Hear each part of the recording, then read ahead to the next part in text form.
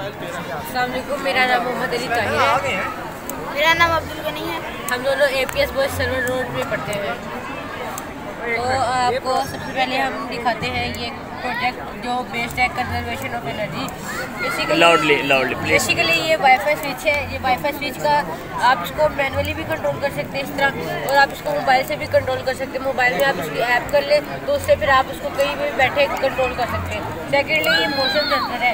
जब इसको ये डिटेक्ट होगा, जब भी आप हाथ ही लेंगे तब ये मोशन डिटेक्ट होगा तो तभी लाइट ऑन होगी। जैसे ही आप थोड़ा हाथ नहीं हिलाएंगे मतलब मोशन रुक जाएगा, तभी ऑटोमेटिकली ऑफ हो जाएगा।